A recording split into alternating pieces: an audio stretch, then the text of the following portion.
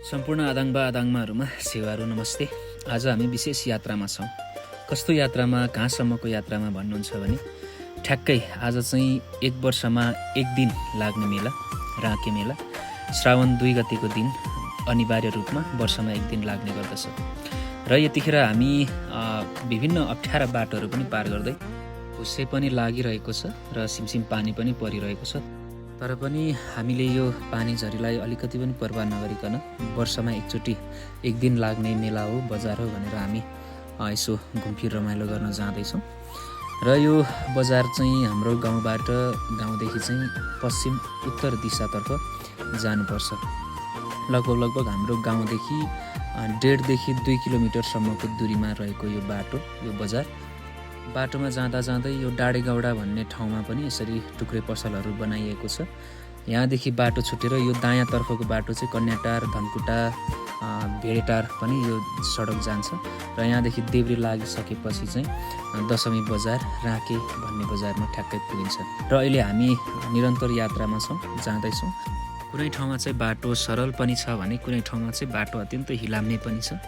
यतिखेर भने चाहिँ हामी यो दशमी बजार, राँके बजार भर्नको लागि आइपुगिसकेका छौँ।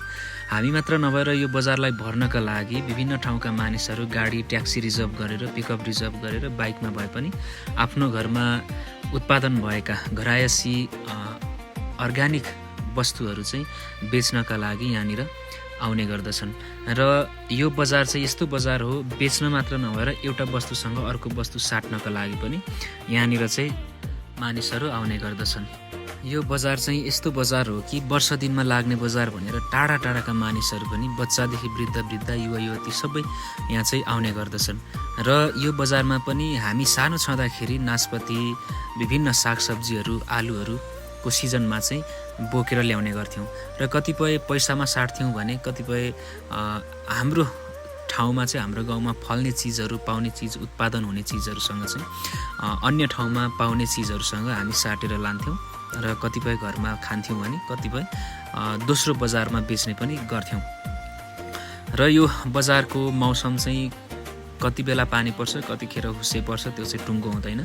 पानी परिसकेपछि हिलो यस्तो हुन्छ यो बजारको आँगनहरूमा, ताकि मान्छे हिँड्दा पनि अत्यन्तै संवेदनशील भएर हिँड्ने बजार हो क्या यो चाहिँ। बजारको एरिया सानो र बजारको क्षेत्र चाहिँ अलिकति पाएको नपरेको ठाउँ हो कि जस्तो पनि लागेको। अहिलेसम्म हामी सानो छँदा यो बजार जस्तो थियो अहिलेसम्म पनि त्यस्तै छ। केही संरचना परिवर्तन भएको छ, तर अन्य बजारहरू जस्तो जति विकास हुनुपर्ने, जति संरचना परिवर्तन हुनुपर्ने त्यति हुन सकेको छैन।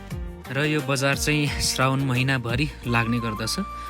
तपाईहरूको विचारमा के जस्तो लाग्छ? यो बजारको विकास हुन नसक्नु, यो बजारवासीहरूले, स्थानीयवासीहरूले चासो नदिएको हो कि, या त यहाँका स्थानीय सरकारहरूले वास्ता नगर्नु भएको हो कि, के जस्तो लाग्छ? आफ्नो विचार लेख्नु।